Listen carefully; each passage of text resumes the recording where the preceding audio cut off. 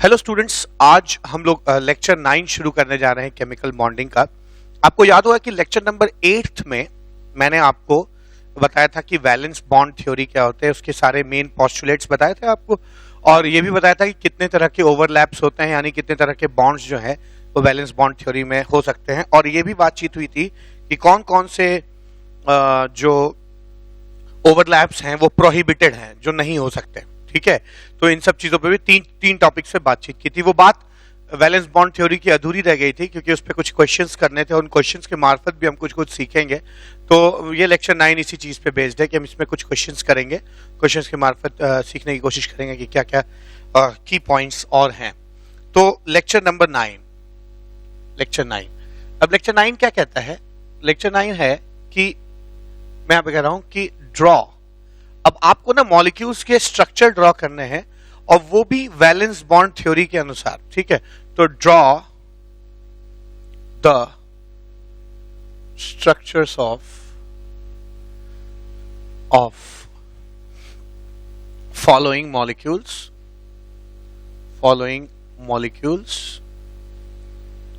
showing overlap of orbitals, showing overlap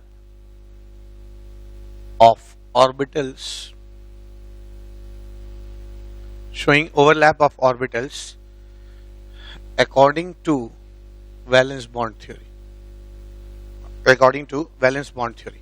तो valence bond theory के हिसाब से यहां पे है ना आपको स्ट्रक्चर्स बनाने हैं।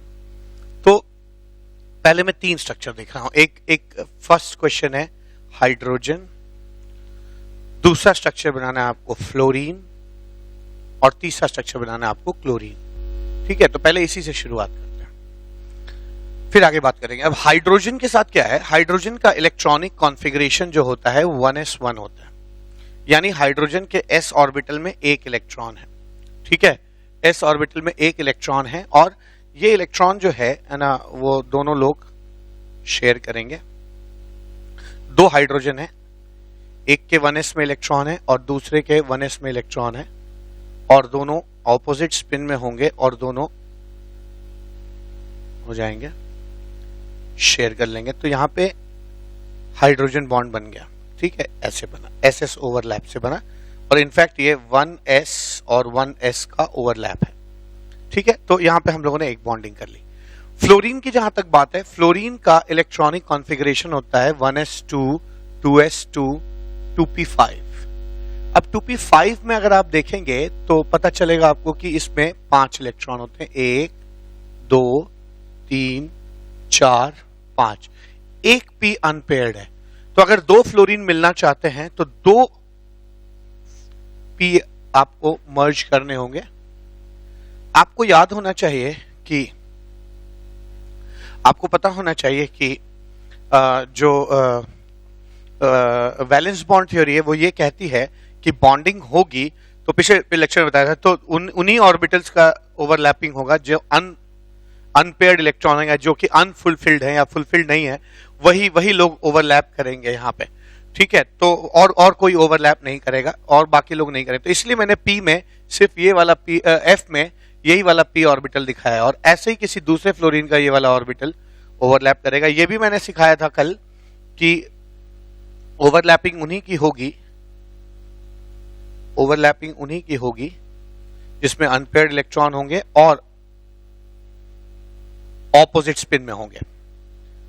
ठीक है, तो इस तरह से ये आ गया। ये 2p है, ये भी 2p है, तो यहां पे 2 लोग ऐसे आ गए। यही चीज अगर आप क्लोरीन के लिए करेगा तो इन क्वेश्चंस का कुछ मतलब है, मैं बताता हूं अभी आपको। इन क्वेश्चंस का मतलब है, क्लोरीन के साथ क्या है? क्लोरीन का इलेक्ट्रॉनिक कॉन्फ़िगरेशन है 1s2 2s2 2p6 3s2 3p5। Chlorine के साथ वैसा ही कॉन्फ़िगरेशन है जैसा फ्लोरीन का है। ठीक है, फ्लोरीन का कॉन्फ़िगरेशन है 1 2 3 4 5। यहां पे एक p ऑर्बिटल है, खाली है, तो यहां पे क्या है? p ऑर्बिटल लिया आपने। ठीक है, ध्यान दीजिएगा कि ये एक सिग्मा बॉन्ड बना है, ये भी एक सिग्मा बॉन्ड है। ये सिग्मा बॉन्ड जो है वो सिग्मा बॉन्ड 1s ओवरलैप से बना है।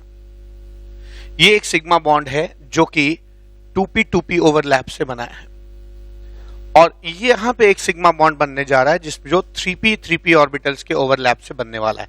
तो ये 3p थोड़े से बड़े होते हैं, 3p ऑर्बिटल्स थोड़े से बड़े होते हैं ऐसे, और मिल जाएगा ऐसे।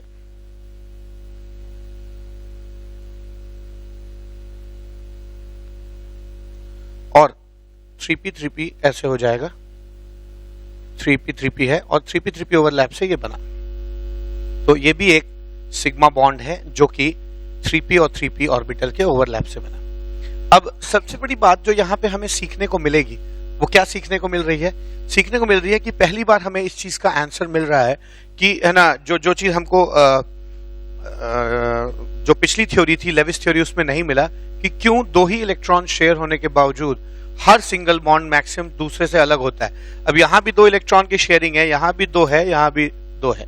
तो लेविस थ्योरी के अनुसार तो 2 इलेक्ट्रॉन शेयर है, लेकिन हमें इसका आंसर वीबीटी में आके पता चलता है कि ऐसा क्यों है कि डिफरेंट होते हैं। एसएस ओवरलैप में बॉन्ड लेंथ छोटा होता है, पी ऑर्बिटल लंबा होता है तो थोड़ा सा बॉन्ड लेंथ बड़ा हो जाएगा, 3p और बड़ा हो जाएगा, 3p और 3p और बड़ा हो जाएगा, तो इनकी बॉन्ड लेंथ और बॉन्ड एनर्जी में जो है वो फर्क आने लगेगा। तो मैं कह सकता हूं यहां पे कि है ना, सिंस मैं यही लिख दे रहा हूं है ना, सिंस हाइड्रोजन, फ्लोरीन और क्लोरीन ये डिफरेंट क्यों है? क्योंकि यहां जो ऑर्बिटल है वो एसएस ओवरलैप का है, यहां जो सिग्मा बॉन्ड है वो 2p ओवरलैप से बना है, और यहां जो सिग्मा बॉन्ड है वो 3p ओवरलैप से बना है। अगर आप सिर्फ बॉन्ड लेंथ की बात करिए, मैं बॉन्ड एनर्जी की बात नहीं कर रहा हूं, तो बॉन्ड लेंथ के हिसाब से भी 3p ऑर्बिटल 3p लंबा होता है तो इनके बीच की दूरी ज्यादा होगी, तो इसकी बॉन्ड लेंथ ज्यादा होगी, इसकी बॉन्ड लेंथ उससे कम होगी। तो एक जवाब मिल रहा है कि क्यों 2 इलेक्ट्रॉन शेयर होने के बावजूद, जब 2 ही इलेक्ट्रॉन शेयर होने हैं, जब हर बार 2 ही इलेक्ट्रॉन शेयर हो रहे हैं, तो क्या वजह है कि इन मॉलिक्यूल्स के स्ट्रक्चर्स में, इन मॉलिक्यूल्स की बॉन्ड लेंथ में और मतलब सिंगल बॉन्ड जो है अलग अलग क्यों आता है लोगों का? इसका जवाब यहां पे मिल जाता है। ऐसा इसलिए होता है क्योंकि अलग अलग सिंगल बॉन्ड अलग अलग ऑर्बिटल्स के ओवरलैप से बनता है, इसलिए इनमें डिफरेंस आ जाता है। तो ये 3 क्वेश्चंस ने हमें सिखाया। नाउ 4th क्वेश्चन, आइए वैलेंस बॉन्ड थ्योरी से ऑक्सीजन बनाते हैं, O2 बनाते हैं। ठीक है, यहां भी हमें कुछ सीखने को मिलेगा। यहां पे क्या, अब अगर आप ऑक्सीजन का इलेक्ट्रॉनिक कॉन्फ़िगरेशन देखिए तो ये हो जाएगा 1s2 2s2 2p4। ठीक है, तो यहां पर p में 4 इलेक्ट्रॉन है, 4 इलेक्ट्रॉन है, 1 2 3 4। अब ये जो 2 लोग हैं, ठीक है, ये जो 2 ऑर्बिटल्स हैं, यहां 2 ऑर्बिटल्स ऐसे हैं p के जिसमें अनपेयर्ड इलेक्ट्रॉन है, फुलफिल्ड नहीं है, और इसलिए ये दोनों ऑर्बिटल्स जो है वो बॉन्डिंग में पार्टिसिपेट करेंगे। तो अगर आप 2 ऑक्सीजन मिला रहे हैं तो आप याद रखिए वैलेंस बॉन्ड थ्योरी कहती है कि खाली वही ऑर्बिटल्स ओवरलैप करते हैं जिसमें अनपेयर्ड इलेक्ट्रॉन हो। तो सारे ऑर्बिटल्स आपको दिखाने की जरूरत नहीं है, सिर्फ अनपेयर्ड वाले दिखाए जाए। तो अगर आप अनपेयर्ड इलेक्ट्रॉन्स वाले ऑर्बिटल्स दिखाएंगे तो कुछ ऐसा हो जाएगा, एक p ऑर्बिटल ऐसे, आपको पता है p ऑर्बिटल्स एक दूसरे से परपेंडिकुलर होते हैं, तो एक ऑक्सीजन ये है, एक p ऑर्बिटल ये है, ये वाला मान लीजिए, और ये वाला मान लीजिए। ठीक है, दोनों एक दूसरे से 90 डिग्री पे हैं। दूसरा p ऑर्बिटल जो है वो भी ऐसा कुछ हो जाएगा,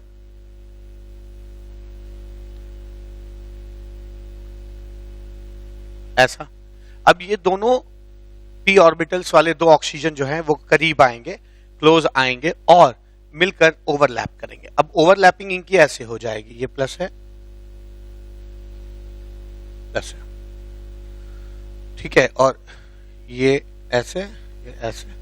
अब इन दोनों ने जब ओवरलैप किया तो यहां पर इलेक्ट्रॉन जो है ऐसे आ गए, और इनकी जो ओवरलैपिंग होगी ये लैटरल ये सिग्मा बॉन्ड है, क्योंकि ये क्या कहते हैं एक्सियल ओवरलैप है, जबकि यहां पर जो ओवरलैपिंग हो रही है इसकी और इसकी, ठीक है, ये लैटरल ओवरलैप है, ये एक पाई बॉन्ड बनेगा। यहाँ पे जो बॉन्ड बना है ये एक पाई बॉन्ड है, और इस पाई बॉन्ड में पाई बॉन्ड बना है। तो मैंने क्या सीखा, मैंने यहाँ पे सीखा कि बेसिकली ऑक्सीजन जो मॉलिक्यूल है वो ऐसा कुछ है कि एक सिग्मा बॉन्ड बनेगा, इनके बीच में एक सिग्मा बॉन्ड है, ठीक है, और p ऑर्बिटल के ओवरलैप से एक पाई बॉन्ड बन जाएगा, ठीक है। तो यहां पर जब भी दो बॉन्ड होते हैं, एक सिग्मा है और एक पाई है, ये मैंने ऑब्जर्व किया, ये बात हमने इस क्वेश्चन में सीखी। इसी तर्ज पर अगर आप नाइट्रोजन की बात करिए तो मैं नाइट्रोजन नहीं बनाता हूं और फिर नाइट्रोजन बनाने के बाद हमें लगता है कि कुछ सीखने को मिलेगा। तो मैंने देखा कि ऑक्सीजन में 2 अनपेयर्ड इलेक्ट्रॉन है, तो दोनों अनपेयर्ड इलेक्ट्रॉन वाले ऑर्बिटल्स ओवरलैप करेंगे, 2 लोग आमने सामने होंगे इसलिए सिग्मा बनेगा, और ये 2 लोग जो है वो लैटरली ओवरलैप करेंगे इसलिए पाई बॉन्ड बनेगा। तो यानी एक सिग्मा और एक पाई बॉन्ड ऑक्सीजन मॉलिक्यूल में होता है। अब यह इसी तर्ज पर अगर आप नाइट्रोजन की बात करिएगा तो नाइट्रोजन का इलेक्ट्रॉनिक कॉन्फ़िगरेशन होता है 1s2 2s2 2p3 2p3 1 2 3, ठीक है, 2p3। तो यहां पर नाइट्रोजन के साथ और 3 ऑर्बिटल ऐसे हो गए, बाकी अंदर के तो फुलफिल्ड है। 1s तो ऐसे भी पार्टिसिपेट नहीं करेगा क्योंकि थ्योरी वैलेंस बॉन्ड थ्योरी हो चाहे लेविस थ्योरी, क्लियर है कि इनर कोर इलेक्ट्रॉन्स बॉन्डिंग में पार्टिसिपेट नहीं करते हैं, तो हमेशा वैलेंस इलेक्ट्रॉन देखेंगे। उसमें भी 2s जो है वो फुलफिल्ड है इसलिए 2p से देखेंगे। तो 3p ऑर्बिटल हैं नाइट्रोजन में जिनके पास अनपेयर्ड इलेक्ट्रॉन है, ऐसे समझ लीजिए। ये देखने में पता नहीं आपको एक पिक्चर लग रहा, आइडिया लग रहा है कि नहीं, लेकिन मैं बताऊं ये तीनों ऑर्बिटल्स एक दूसरे के परपेंडिकुलर है इस तरह से, ठीक है, ऐसे परपेंडिकुलर है, ऐसे परपेंडिकुलर है तीनों। तो एक ये है, एक ऐसे सामने की तरफ है, आपकी तरफ है, और दूसरा ये जो है ये वर्टिकल है, ठीक है। तो 3 ऐसे हैं, इस तरह का है कि एक जो है ऐसे है, इस साइड है, एक ऐसे है और एक ऐसे है, ठीक है। ये 3 ऑर्बिटल्स हैं। ऐसे ही 3 ऑर्बिटल्स नाइट्रोजन के इधर भी हो जाएंगे, एक 90 पे और एक इस तरफ, ठीक है। और ये तीनों ऑर्बिटल्स के बीच में भी ऐसे ऐसे और ऐसे। अब जब ये ओवरलैप करते हैं तो क्या होगा, ध्यान दीजिएगा, ये ऑर्बिटल इसके साथ ओवरलैप करके सिग्मा बॉन्ड बनाएगा, ऐसे सिग्मा बॉन्ड बनेगा और इसमें इलेक्ट्रॉन पेयर्ड हो जाएंगे। फिर ये वाला जो ऑर्बिटल है वो इसके साथ पाई बॉन्ड बनाएगा, ठीक है, तो पाई बॉन्ड बनाएगा। तो ये ऑर्बिटल थोड़ा बड़ा बनाना जानबूझ के मैंने, ठीक है। तो ये जो है ये और ये दोनों ओवरलैप कर जाएंगे, ऐसे ओवरलैप कर जाएंगे और एक पाई बॉन्ड बन जाएगा। और इसी तरह से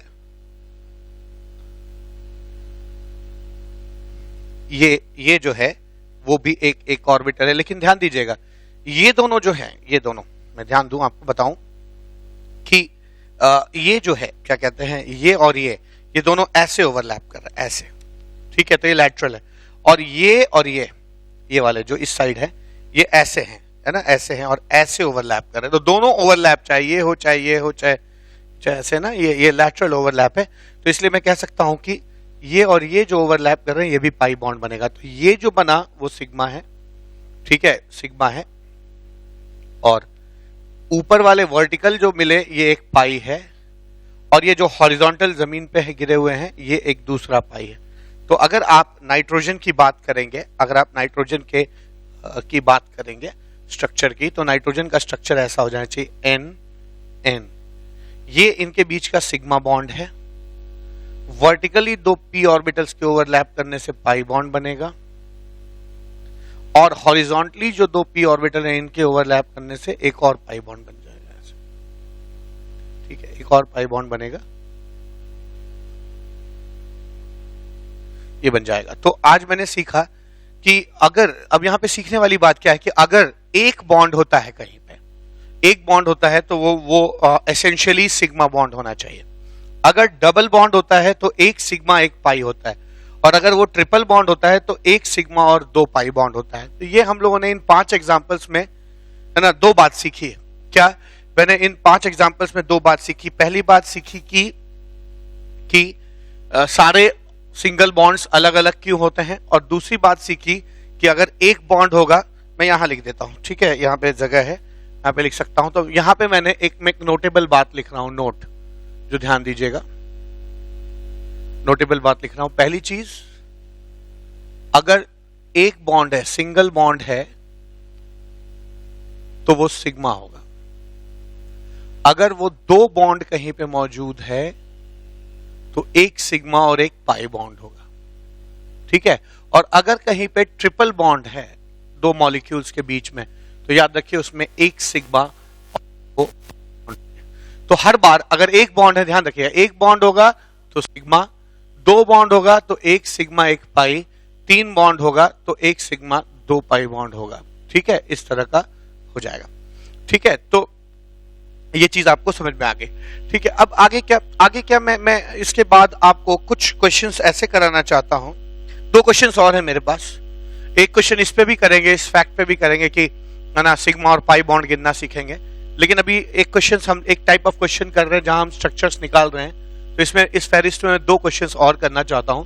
अब तक मैंने हाइड्रोजन, फ्लोरीन, क्लोरीन, ऑक्सीजन और नाइट्रोजन का स्ट्रक्चर निकलवाया आपसे वैलेंस बॉन्ड थ्योरी के हिसाब से, है ना, ये लेविस थ्योरी के हिसाब से नहीं है, वीबीटी के हिसाब से मैंने निकलवाया। अभी 2 स्ट्रक्चर और मैं बनाना चाहता हूं ताकि और क्लैरिटी आपकी बढ़ जाए, क्योंकि मुझे लगता है कि वीबीटी में भी बहुत कमियां थी और अब तक तो कोई कमी नहीं निकली, क्योंकि हम लोग जो भी ड्रॉ किए हैं वो सब एक्सपेरिमेंटल चीजों से या मॉलिक्यूल के स्ट्रक्चर से मैच करता है।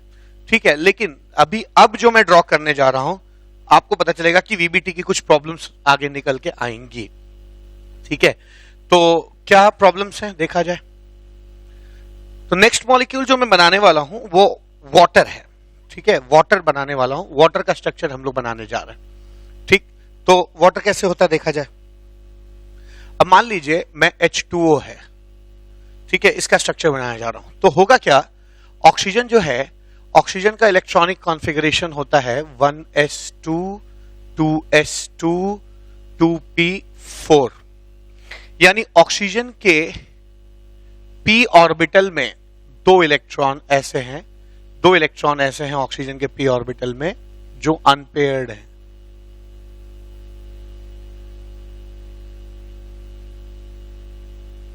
दो इलेक्ट्रॉन है जो अनपेयर्ड है।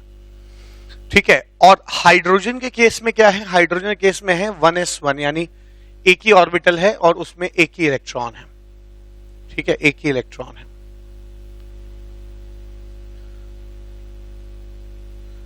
इस तरह का है।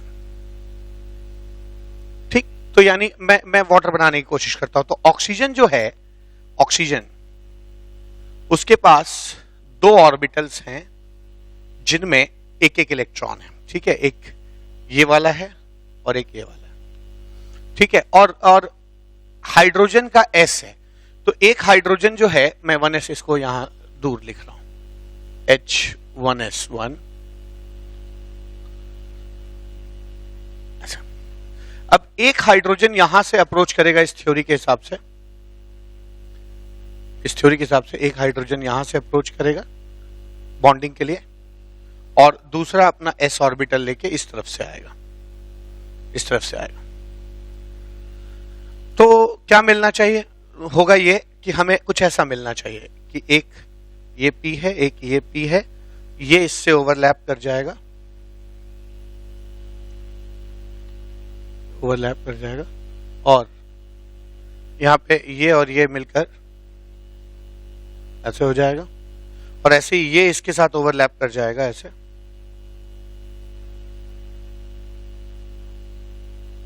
और ये चीज ऐसे हो जाएगी। ठीक है, तो यहां पे अब देखा क्या, ये वाटर मॉलिक्यूल है, ये ऑक्सीजन का न्यूक्लियस है और ये दोनों हाइड्रोजन का न्यूक्लियस। अगर आप इसका स्ट्रक्चर ड्रॉ करेंगे तो आप पाएंगे, इसके स्ट्रक्चर को ड्रॉ करेंगे तो पाएंगे कि जो वाटर होता है वो वैलेंस बॉन्ड थ्योरी के हिसाब से ऐसा दिखना चाहिए, O, एक सिंगल बॉन्ड H और एक सिंगल बॉन्ड H। ठीक है, ये भी सिग्मा बॉन्ड है, ये सिग्मा बॉन्ड है, और ये सिग्मा बॉन्ड जो है वो 2p और 1s के ओवरलैप से बना है, और ये अगला सिग्मा बॉन्ड है जो कि 2p और 1s के ओवरलैप से बना हुआ है। ठीक है, ऐसा है, 2p और 1s के ओवरलैप से बना हुआ है। अब मैं कहना यह चाहता हूं कि यहां पर जो बॉन्ड एंगल है वो 90 डिग्री आएगा। क्यों बॉन्ड एंगल 90 डिग्री आएगा, इसलिए आएगा क्योंकि बॉन्ड एंगल 90 डिग्री इसलिए आएगा क्योंकि ये दोनों p ऑर्बिटल एक दूसरे से 90 डिग्रीज पे हैं। ठीक है, तो वाटर मॉलिक्यूल जो है वो वैलेंस बॉन्ड थ्योरी के हिसाब से ऐसा बनना चाहिए, जिसमें OH और OH के बीच का एंगल क्या है, 90 आना चाहिए। लेकिन एक्चुअली वाटर मॉलिक्यूल ऐसा होता है, OHH रियलिटी में ऐसा होता है, और ये एंगल 104 डिग्री होता है, 104 डिग्री 28 मिनट्स। तो वैलेंस बॉन्ड थ्योरी का सबसे पहला ड्रॉबैक हमें मिला, क्या मिला? सबसे पहला ड्रॉबैक क्या मिला कि वैलेंस बॉन्ड थ्योरी से ठीक है, एक स्ट्रक्चर का अंदाजा तो लग रहा है कि हाँ ऑक्सीजन कितने बॉन्ड बनाएगा और कैसे बनाएगा, एक अंदाजा तो लग रहा है कि ये वी शेप तो है, लेकिन एंगल्स वगैरह की प्रिडिक्टिबिलिटी सही नहीं है। ठीक है, तो ये वीबीटी का एक ड्रॉबैक है। ठीक है, कि वीबीटी जो है ना वो सही आपका स्ट्रक्चर को एक्सप्लेन नहीं कर पाता। तो मैं यहां पे लिख रहा हूं कि drawback of valence bond theory is that drawback of valence bond theory is that it doesn't predict correct structure of molecules, ठीक है, एक सही स्ट्रक्चर प्रिडिक्ट नहीं करता। तो एक चीज सीखने को मिली मुझे, और तो एक चीज सीखने को मिली कि क्यों सारे सिग्मा बॉन्ड्स एक जैसे होते हैं, सारे सिग्मा बॉन्ड अलग अलग होते हैं, क्यों होते हैं, सिंगल बॉन्ड अलग अलग क्यों होते हैं, ये पता लगा। दूसरी चीज पता लगी कि अगर एक सिंगल बॉन्ड है तो सिग्मा होगा, दो बॉन्ड है तो एक सिग्मा होगा एक पाई होगा, अगर तीन बॉन्ड है तो एक सिग्मा और दो पाई हो जाएगा। ठीक है, तो इस तरह की बातें और तीसरी चीज ये पता चली कि हाँ वीबीटी भी एक परफेक्ट थ्योरी नहीं है, वीबीटी में भी बहुत सारे मॉलिक्यूल्स के स्ट्रक्चर गलत आते हैं। ये रियलिटी है, दिस इज रियलिटी, और ये है ये थ्योरेटिकली ऐसा आ रहा है, थ्योरेटिकली है ना ऐसा निकल के आ रहा है, जबकि रियलिटी ऐसी है। नेक्स्ट क्या, कार्बन डाइऑक्साइड कैसे बनाएंगे ये भी देख लेते हैं। तो कार्बन डाइऑक्साइड कैसे बनेगा देखा जाए तो आप जानते हैं कि कार्बन जो है उसका इलेक्ट्रॉनिक कॉन्फ़िगरेशन 1s2 2s2 और 2p2 होता है। ठीक है, तो कार्बन जो है कुछ इस तरह का हो जाएगा, 2p2 हो जाएगा,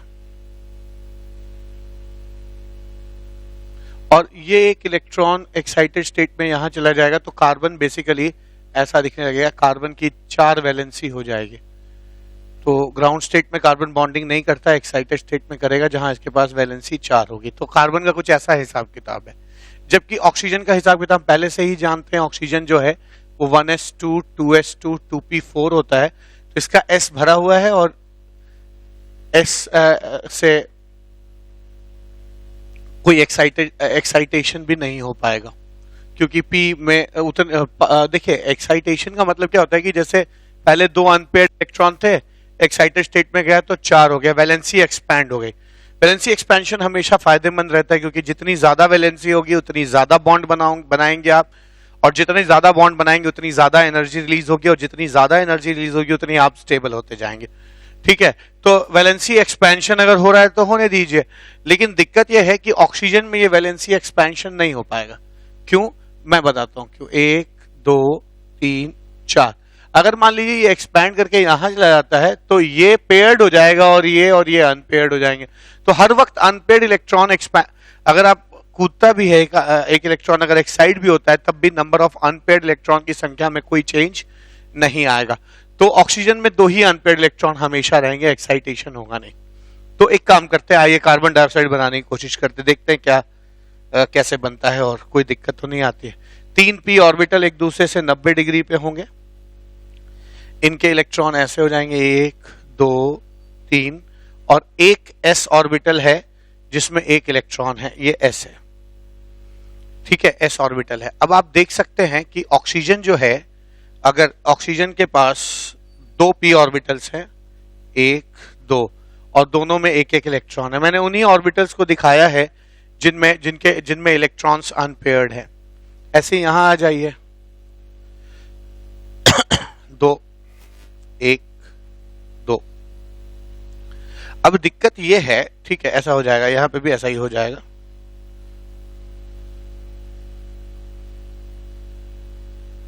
ठीक है, अब यहां पे क्या है कि अब जब ये बॉन्डिंग करने लगेंगे, मान लीजिए ये मैं इधर दिखाता हूं, चलिए, तो ये इसके साथ सिग्मा बना लेगा, ये इसके साथ पाई बना लेगा, ये इसके साथ पाई अगर बना पाएगा तो ये इस s ऑर्बिटल के साथ नहीं जुड़ पाएगा। ठीक है, क्योंकि s ऑर्बिटल, देखिए आपको पता है कि रियल कार्बन डाइऑक्साइड ऐसा होता है, ठीक है, एकदम 180 डिग्री पे होता है CO2 CO2, अभी आपको पता है क्योंकि आप एडवांस थ्योरीज जानते हैं, है ना। लेकिन यहाँ पर आप देखिए, अगर अगर ये इधर से s ऑर्बिटल से मान लीजिए, ठीक है, मैं बॉन्ड बनाने की कोशिश करता हूँ, तो एक तो ये दोनों ओवरलैप करके सिग्मा बना देंगे, ये दोनों पाई बना देंगे, ये दोनों बॉन्ड बनने में तो दिक्कत आएगी नहीं, सिग्मा और पाई बनने में दिक्कत आएगी नहीं।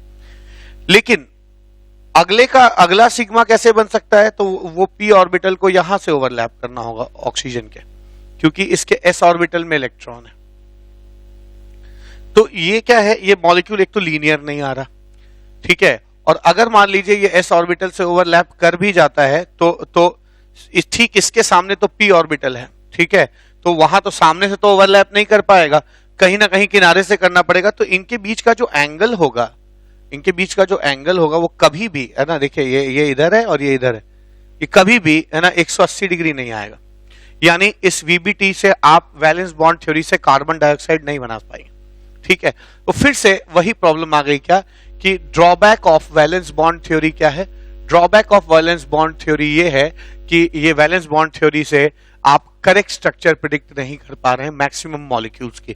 तो यहां पे कहीं कोई समस्या तो है, ठीक है, हमें वैलेंस बॉन्ड थ्योरी में कुछ सुधार करना पड़ेगा ताकि हम सारे स्ट्रक्चर्स को प्रिडिक्ट कर सके, क्योंकि रियलिटी में तो कार्बन डाइऑक्साइड ऐसा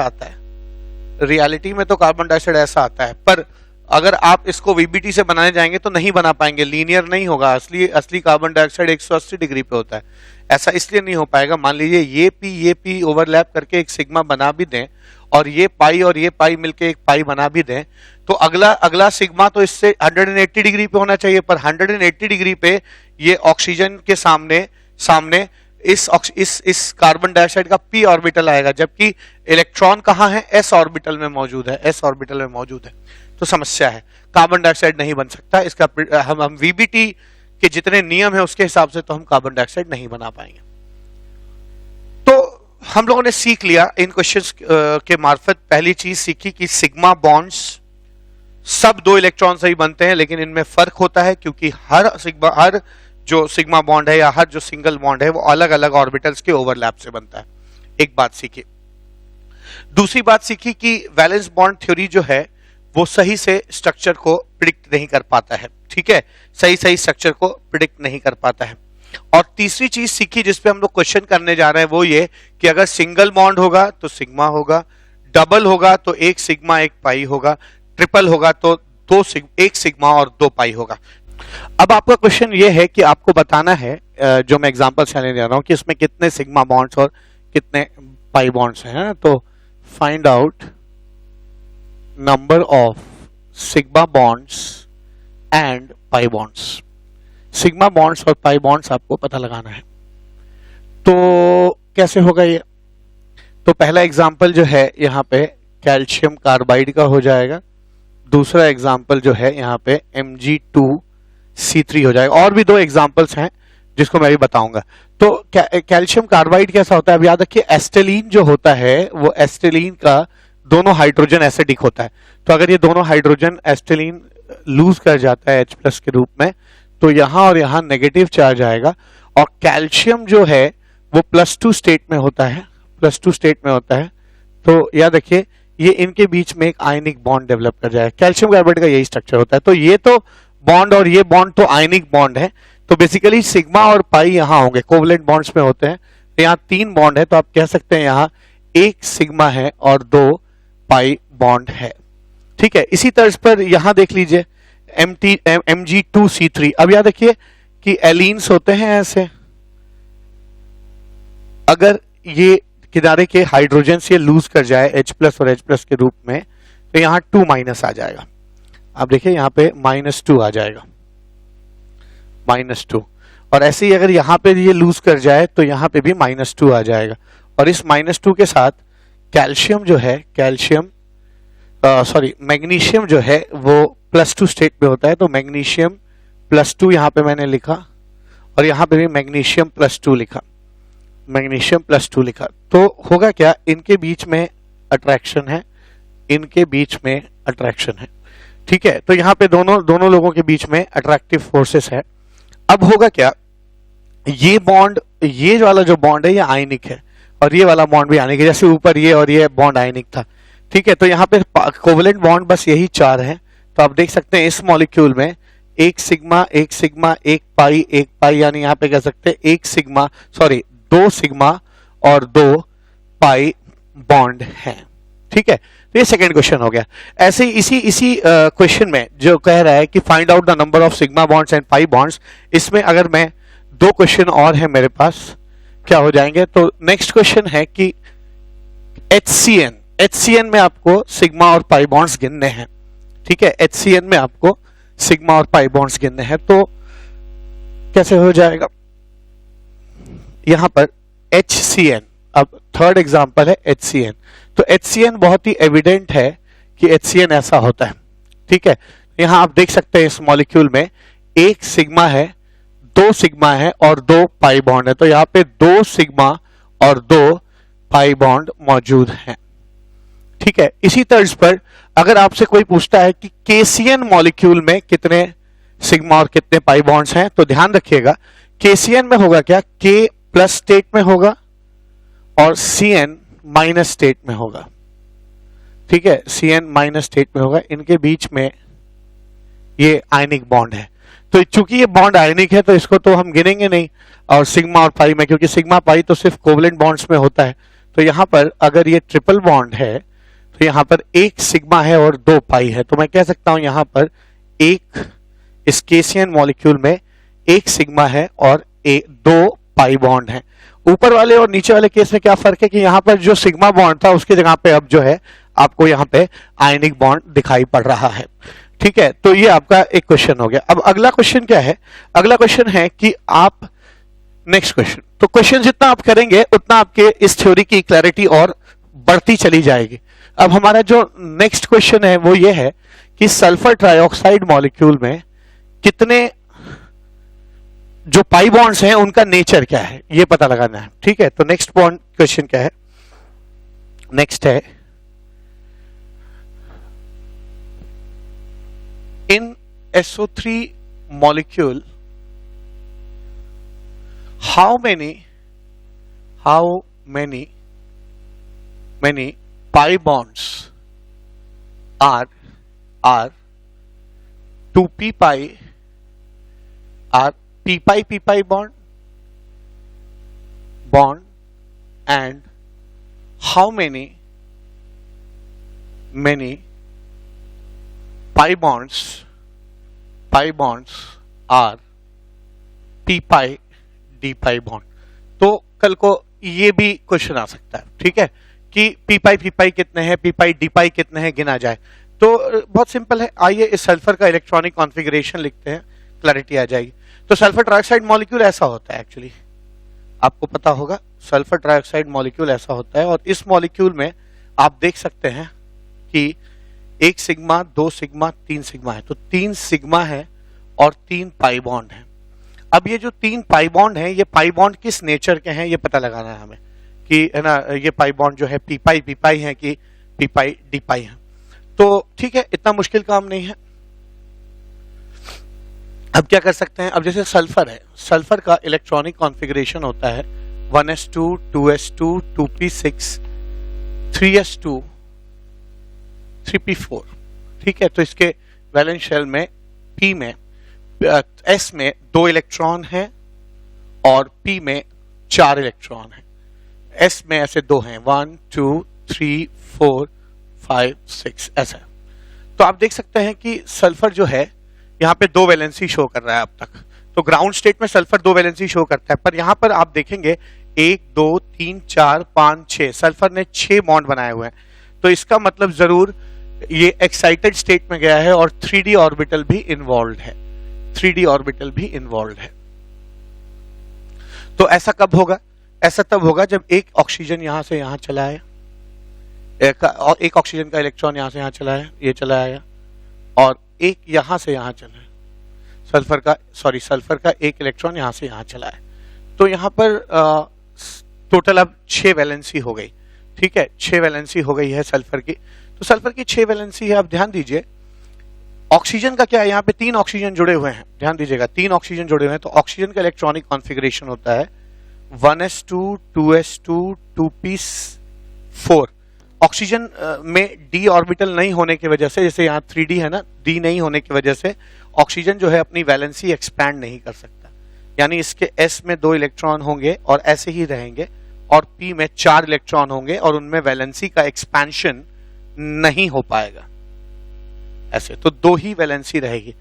तो 3 ऑक्सीजन है, एक ऑक्सीजन जो है, एक ऑक्सीजन, पहला ऑक्सीजन मैं O1 कह रहा हूं, इसके साथ सिग्मा बॉन्ड बनाएगा और ये वाला इस p ऑर्बिटल को यूज करके।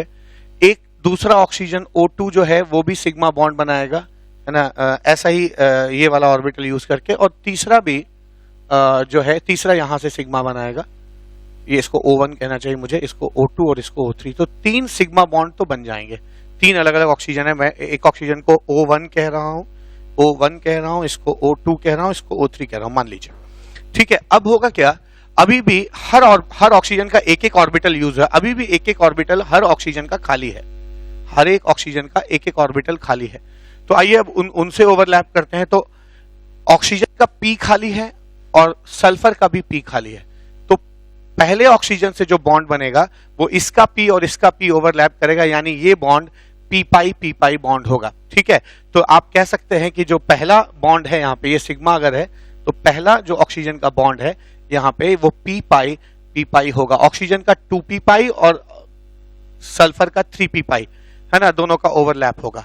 अब जो सेकेंड ऑक्सीजन है ना, वो उसका भी 2P खाली होगा, ये सेकेंड ऑक्सीजन है, इसका 2P खाली होगा और इसका D खाली है, यानी ये वाला जो बॉन्ड है वो आपका ये वाला जो बॉन्ड है ये आपका 2P पाई और 3D पाई बॉन्ड होगा, यानी सेकेंड ऑक्सीजन का जो पाई बॉन्ड है ये वाला, ये सेकेंड ऑक्सीजन का वो 2P पाई और 3D पाई होगा। ऑक्सीजन का 2P पाई, 2P और सल्फर का 3D ओवरलैप करेंगे, क्योंकि यहां पे सल्फर का P ऑर्बिटल एग्जॉस्ट हो चुका है, एक S के साथ बॉन्डिंग है, 2 P के साथ है, एक P खाली है था, तो एक ऑक्सीजन ने P के साथ बॉन्डिंग करके P पाई बना दिया, 2P पाई 3P पाई, और ये जो है 2P पाई 3D पाई बना इसलिए क्योंकि इसका D खाली है। और थर्ड ऑक्सीजन के साथ भी ऐसा ही होगा, थर्ड ऑक्सीजन का भी है ना P खाली होगा जबकि इसका D खाली है, यानी ये जो बॉन्ड है ये भी 2P पाई और 3D पाई बॉन्ड बनेगा। ठीक है, 3D पाई बॉन्ड बनेगा। तो मैं कह सकता हूं कि ये जो थर्ड बॉन्ड है यहाँ पे पाई बॉन्ड, ये वाला जो O3 के साथ सल्फर बना रहा है वो भी 2P पाई और 3D पाई बॉन्ड होगा।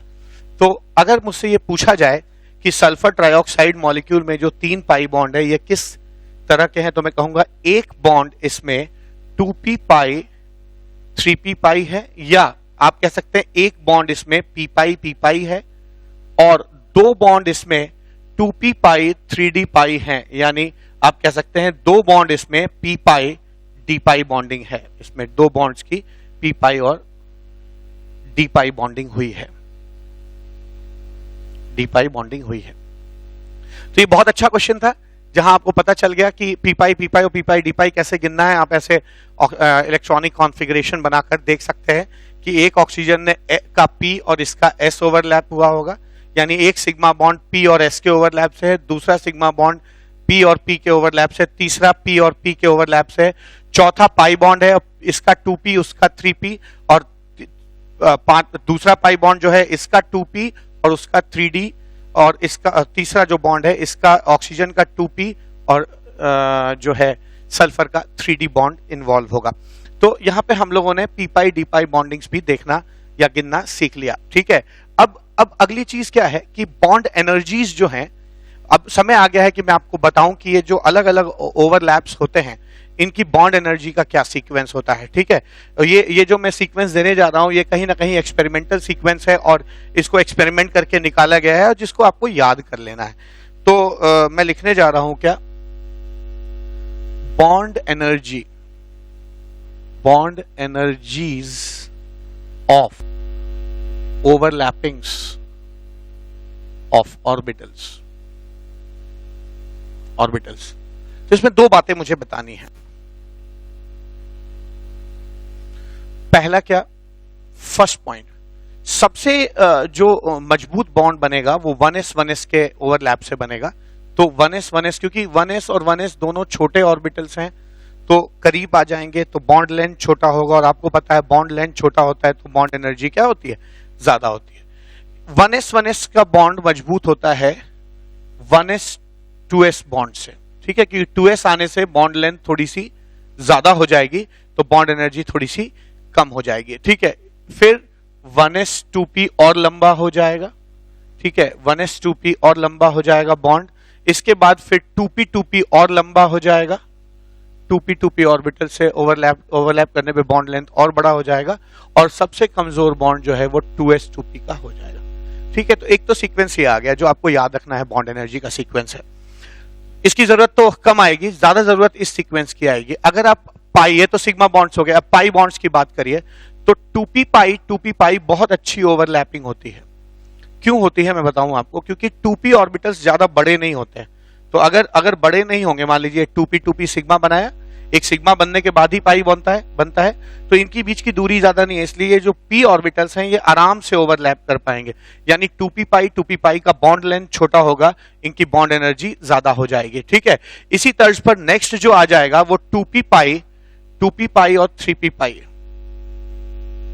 अब 2p पाई और 3p पाई में ये है कि 2p पाई और 3p पाई, 2p पाई छोटा होता है, 3p पाई बड़ा होता है, तो छोटा ऑर्बिटल बड़े ऑर्बिटल से अच्छे से ओवरलैप नहीं कर पाएगा, इतनी अच्छी ओवरलैपिंग नहीं होगी। और आप जानते हैं जितना एक्सटेंट ऑफ ओवरलैप होता है उतना बॉन्ड तगड़ा होता है, तो ओवरलैपिंग कम हो जाएगी, इसलिए ये बॉन्ड कमजोर हो जाएगा। इससे कमजोर 3p पाई का बॉन्ड होता है। 3p पाई बहुत ही कमजोर बॉन्ड है। क्यों? क्योंकि जो ऑर्बिटल्स हैं, इन देखिए होता क्या है, 2p छोटा था तो इनके बीच की दूरी कम थी तो लैटरली आसानी से ओवरलैप कर गए। 2p और 3p थोड़ा बड़ा था, थोड़ी सी दूरी यहां से यहां बढ़ गई, ओवरलैपिंग कम हो गई। 3p पाई में क्या होगा, 3p एक बड़ा ऑर्बिटल होता है, ठीक है, 3p एक बड़ा ऑर्बिटल होता है। बड़े ऑर्बिटल के वजह से, पूरा नहीं बना रहा हूं मैं, तो बड़े ऑर्बिटल के वजह से ये जो दूरी है ये बहुत ज्यादा बढ़ जाएगी, इनके बीच में 3p के बीच में दूरी बढ़ जाएगी, इसलिए अच्छा ओवरलैप नहीं हो पाएगा, इसलिए ये बॉन्ड कमजोर होता है। तो याद रखिए 3p पाई कमजोर होता है। फिर इससे मजबूत जो हो जाएगा, ठीक है, 3p पाई हो जाएगा। इससे मजबूत जो होता है वो 3p पाई और 3d पाई होगा। 3d पाई थोड़ा सा इससे मजबूत हो जाएगा। तो ध्यान रखिएगा ये सबसे कमजोर बॉन्ड होगा पाई बॉन्ड्स में। जितने भी पाई बॉन्ड्स हम जानते हैं सबसे कमजोर बॉन्ड 3p पाई का होता है। फिर उससे थोड़ा सा मजबूत 3p पाई 3d पाई होगा, और सबसे मजबूत बॉन्ड इस सीक्वेंस में 3d पाई हो जाएगा। d पाई 3d पाई हो जाएगा। तो इस सीक्वेंस को आपको याद रखना है बॉन्ड एनर्जीज का। ये ऊपर सिग्मा बॉन्ड की बॉन्ड एनर्जीज है और ये पाई बॉन्ड की है। 1s सबसे स्ट्रॉन्ग, 1s थोड़ा वीक, 1s थोड़ा और वीक, 2p और वीक, और 2s सबसे वीक होगा। ये सिग्मा बॉन्ड का सीक्वेंस है। पाई बॉन्ड में 2p पाई मजबूत होता है, 2p पाई 3p पाई थोड़ा कमजोर हो जाएगा, 3p पाई बहुत कमजोर हो जाएगा। 3p पाई 3d पाई के साथ देखिए इसको और उसको कंपेयर नहीं कर सकते क्योंकि ओवरलैपिंग्स जो है 3 और 2 में नहीं होती है, d और 3d और 2p में नहीं होती है, इसलिए ये एक अलग, एक्चुअली मैंने दो सीक्वेंस को मर्ज किया, ये एक अलग सीक्वेंस है और ये एक अलग सीक्वेंस है। आप इसको उसको नहीं कंपेयर कर सकते, आपको बॉन्ड एनर्जी देखनी पड़ेगी। पर अगर 3p पाई और ये 3p पाई 3d पाई देखेंगे तो ये थोड़ा सा मजबूत होगा और उससे ज्यादा मजबूत 3d पाई बॉन्ड हो जाएगा, ठीक है। तो यहां पे हम लोगों ने बॉन्ड एनर्जी के सीक्वेंस को भी देख लिया, ठीक है। अब क्या बचता है? अब बचता ये है कि एक क्वेश्चन आता है कि क्यों y n2 एग्जिस्ट करता है पर p2 नहीं, ठीक है। एक बहुत अच्छा क्वेश्चन है कि y, अब ये जो हमने अभी सीखा है ना, इस चीज को अप्लाई भी करना है हमें हर चीज जो हम थ्योरी में पढ़ रहे हैं वो क्यों पढ़ रहे हैं, क्या इसका एप्लीकेशन है, रियल लाइफ में इस बात से कुछ चीज एक्सप्लेन होती है कि नहीं केमिस्ट्री में, ये तमाम चीजें जो है हम लोगों को जाननी चाहिए। तो अगली चीज क्या, नेक्स्ट क्वेश्चन है why n2 exists but p2 does not, ठीक है। या इसको ऐसे ही पूछा जा सकता है कि क्यों p4 एग्जिस्ट करता है और n4 नहीं एग्जिस्ट करता, ठीक है। ये क्वेश्चन बहुत ही वैलिड क्वेश्चन बनता है। आइए देखते हैं नाइट्रोजन का क्या सीक्वेंस होता है, नाइट्रोजन का क्या कॉन्फ़िगरेशन है, 1s2 2s2 2p3। तो आप जानते हैं नाइट्रोजन के p ऑर्बिटल में 3 इलेक्ट्रॉन्स होते हैं, समझिएगा इसको, 1 2 3। तो दो नाइट्रोजन अगर बॉन्डिंग करते हैं तो उनके बॉन्डिंग में 3 ऑर्बिटल्स इन्वॉल्व होते हैं, 1 2 3। ऐसे ही 1 2 3, ठीक है, 1 2 और 3। ये दोनों जब ओवरलैप करेंगे, ठीक है, ये दोनों जब ओवरलैप करते हैं तो यहां जो 2 ओवरलैपिंग होगी, अब मान लीजिए ये दोनों ओवरलैप कर रहे हैं, ठीक है, ये और ये ओवरलैप कर रहे हैं, तो होगा क्या, ये और ये दोनों p ऑर्बिटल्स ओवरलैप करते हैं ऐसे, ठीक है।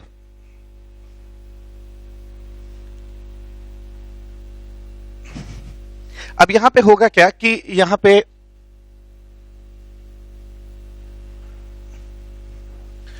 इसको फिर से ड्रॉ कर रहा हूं, तो यहां पे जैसे ये दोनों पास आएंगे, जैसे जैसे ये दोनों पास आएंगे, ये दोनों मिल जाएंगे और सिग्मा बॉन्ड बनेगा, ऐसे सिग्मा बॉन्ड बन गया। और ये दोनों पाई बॉन्ड बना देंगे ऐसे ऑपोजिट स्पिन में, ठीक है। और यहां पर क्या होगा, ये जो थर्ड ऑर्बिटल है ये भी आपका ऐसे ओवरलैप कर जाएगा, ये नीचे की तरफ है, और ये पाई बॉन्ड बन जाएगा। तो नाइट्रोजन कैसा होता है, अब नाइट्रोजन का जो स्ट्रक्चर बनेगा वो ऐसा बनेगा, N ट्रिपल बॉन्ड N, इसमें N और N की सिग्मा बॉन्ड है और 2 यहां पे पाई बॉन्ड्स हैं, और ये दोनों पाई बॉन्ड्स जो हैं वो काफी मजबूत पाई बॉन्ड होंगे। जैसे ये जो पाई बॉन्ड होगा ये 2p पाई होगा, और ये भी 2p पाई होगा। ऐसा इसलिए क्योंकि दोनों नाइट्रोजन के 2p ऑर्बिटल्स जो है पाई बॉन्ड बना रहे हैं। तो एक चीज आ गई। अब यही चीज जो मैंने अभी नाइट्रोजन के लिए किया है, यही बात आप फास्फोरस के लिए करा जाए। फास्फोरस का इलेक्ट्रॉनिक कॉन्फ़िगरेशन क्या होता है, फास्फोरस का इलेक्ट्रॉनिक कॉन्फ़िगरेशन होता है 1s2 2s2 2p6, है ना, 2p6 3s2 3p3 और 3p3। तो होगा क्या, यहां पर कुछ ऐसा हो जाएगा, 3s 3p 1 2 3 4 5। ये अलग बात है कि फास्फोरस का 3d खाली है, पर उसकी अभी जरूरत नहीं पड़ेगी। अब फास्फोरस भी बिल्कुल ऐसा ही है जैसा नाइट्रोजन में 2p3 था, नाइट्रोजन में 2p3 था, यहां पे 3p3 है, लेकिन अंतर ये थर्ड है। तो यानी कि यहां पे फास्फोरस का 3d बड़ा होगा, ये भी बड़ा होगा, ये भी बड़ा होगा, है ना, और ये सब 3d है, थर्ड ऑर्बिटल है, 3p है, ऐसे और ऐसे होगा। मैंने इनको बड़ा बनाया है नाइट्रोजन के रेस्पेक्ट में। अब जब ये ओवरलैपिंग करेंगे, फास्फोरस के ऑर्बिटल्स ओवरलैपिंग करेंगे तो होगा क्या, ये इधर और ये इधर जा रहा है। अब अगर ये ओवरलैपिंग करते हैं तो होगा ये कि कुछ ऐसा बनना चाहिए। मैं यहां बना रहा हूं नीचे थोड़ा सा, तो ये ऐसे ऐसे हो गया। तो यहां जो सिग्मा बॉन्ड बना वो सिग्मा बॉन्ड 3p के ओवरलैप से बना है, अच्छी बात है। पर जैसे ही इनके बनने की बात आएगी, p ऑर्बिटल्स के बनने की बात आएगी, तो याद रखिए ये 3p है और ये 3p है, और 3p मान लीजिए सिग्मा बॉन्ड तो बन जाएगा, कोई दिक्कत नहीं, लेकिन ये बॉन्ड्स बनने में थोड़ी सी दिक्कत है। इसलिए क्योंकि आपको पता है कि 3p पाई बॉन्ड काफी कमजोर माना जाता है, 3p पाई बॉन्ड काफी वीक माना जाता है, one of the weakest bond है। तो ये इतना वीक बॉन्ड नहीं बना पाएगा, तो ये बॉन्ड बनना मुश्किल है। या ये 3p पाई ये वाले, ये और ये जो है ये 3p पाई, या ये वाला 3p पाई और 3p पाई, ये दोनों बहुत ही वीक बॉन्ड है, ये आसानी से नहीं बनेंगे भी तो उतने स्टेबल नहीं होंगे। तो फास्फोरस के पास p ट्रिपल बॉन्ड p बनाने का ऑप्शन नहीं है, ठीक है। सिग्मा तो बन जाएगा, पर ये जो है 3p पाई और 3p पाई, ये बहुत ही वीक बॉन्ड है, और ये नहीं बनेगा आसानी से। ये वाला भी बॉन्ड ऐसा ही है। तो फास्फोरस जो है इस कमी की भरपाई करता है। फास्फोरस इस कमी की भरपाई कैसे करेगा, फास्फोरस को 3 बॉन्ड फास्फोरस से बनाने हैं। सिग्मा बॉन्ड इनका मजबूत होता है क्योंकि 3p ओवरलैप से बना हुआ बॉन्ड है ना, काफी मजबूत होगा, नो प्रॉब्लम, क्योंकि दूरी ज्यादा है, लंबे ऑर्बिटल्स है, तो एक्सटेंट ऑफ ओवरलैप जो है वो ज्यादा होगा। और आपने पढ़ा है कि जितना एक्सटेंट ऑफ ओवरलैप ज्यादा होता है उतना वो बॉन्ड जो है वो मजबूत कहा जाता है, ठीक है। तो इसमें कोई दिक्कत नहीं है कि सिग्मा बॉन्ड तो फास्फोरस का मजबूत है, पर पाई बॉन्ड नहीं बना पाएगा, क्योंकि पाई बॉन्ड 3p पाई होगा, और 3p पाई बॉन्ड बहुत ही वीक माने जाते हैं। तो यहां पर फास्फोरस इसकी भरपाई करता है। कैसे करता है? फास्फोरस को 3 बॉन्ड बनाने हैं फास्फोरस से, तो जरूरी नहीं कि तीनों बॉन्ड एक ही से बनाया जाए। ये क्या करता है? एक फास्फोरस 3 अलग अलग फास्फोरस से 3 बॉन्ड बनाता है। ये फास्फोरस भी 1, 2 और 3 बॉन्ड बनाएगा। ये फास्फोरस भी 1, 2 और 3 बॉन्ड बनाएगा। ठीक है, 3 बॉन्ड बनाएगा, और ये फास्फोरस का ऑटोमेटिकली 3 बॉन्ड बनेगा। ये देखने में ऐसे स्क्वायर नहीं है, ध्यान दीजिएगा। ये जो 3 फास्फोरस हैं, ये जमीन पे है ट्राइंगल के रूप में।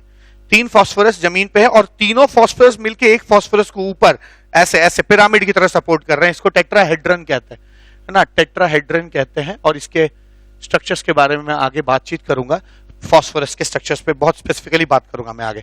तो आज मैंने सीखा कि फास्फोरस की मजबूरी है, क्योंकि उसका पाई बॉन्ड वीक होता है, इसलिए फास्फोरस P2 नहीं बना सकता नाइट्रोजन की तरह, और नाइट्रोजन की तरह P2 नहीं बना, N2 नाइट्रोजन की तरह N2 नहीं बना सकता, P2 नहीं बन सकता फास्फोरस से। इसलिए फास्फोरस एक फास्फोरस से 3 बॉन्ड बनाने के बजाय 3 अलग अलग फास्फोरस से बनाता है। अच्छा, इसमें खास बात क्या है? अभी आपने जाना कि सिग्मा बॉन्ड इसका स्ट्रॉन्ग है, तो ये सारे बॉन्ड स्ट्रॉन्ग बनाता है। Sigma sigma sigma sigma sigma, इसके और ये सिग्मा, जितने भी बॉन्ड हैं वो सब सिग्मा बॉन्ड हो गए। तो आपको आंसर मिल गया होगा। मैं फिर से एक बार, जिनको नहीं समझ में आया है मैं उनको एक बार और समझा देता हूं। नाइट्रोजन में 2p पाई बॉन्ड बनता है, N2 बन सकता है। फास्फोरस भी P2 बनाना चाहता है, लेकिन इसको 3p पाई बॉन्ड बनेगा इसका, और 3p पाई एक अनस्टेबल बॉन्ड होता है। ठीक है, इसलिए फास्फोरस के ये दोनों बॉन्ड वीक होते हैं, टूट जाएंगे, नहीं बन पाएगा। इसलिए और लेकिन इनका सिग्मा बॉन्ड काफी मजबूत माना जाता है। तो फास्फोरस एक अलग उपाय बनाता है। क्या करता है? क्या एक फास्फोरस को दूसरे फास्फोरस से 3 बॉन्ड बनाने हैं, तो एक सिग्मा 2 पाई बनाने के बजाय ये एक फास्फोरस 3 अलग अलग फास्फोरस से सिग्मा बॉन्ड बनाता है। सिग्मा बॉन्ड काफी स्टेबल माने जाते हैं।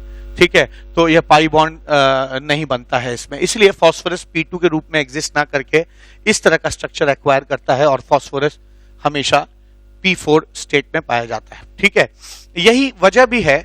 सेम इसी क्वेश्चन को एक और तरीके से पूछा जाता है कि why O2 exist, why O2 exist, O2 exist करता है और, है ना, S2 नहीं। सेम रीजन O2 में भी यही रीजन हो जाएगा। ऑक्सीजन जो है O डबल बॉन्ड O होगा, जिसमें एक सिग्मा चलेगा, और ये पाई 2p पाई होगा, जो कि एक स्टेबल बॉन्ड माना जाएगा। लेकिन अगर S2 की बात करेंगे तो S2 जो है, S डबल बॉन्ड S नहीं बन पाएगा, क्योंकि इसका सिग्मा बॉन्ड तो स्टेबल होगा, पर इसका पाई बॉन्ड 3p पाई बनाना पड़ेगा, और 3p पाई एक वीक बॉन्ड माना जाता है, तो ये नहीं बनेगा। तो सल्फर इसकी भरपाई कैसे करता है? सल्फर को अगल बगल 2 बॉन्ड बनाने हैं, तो सल्फर इस तरह से शेप एक्वायर करता है, S S S S S ऐसे,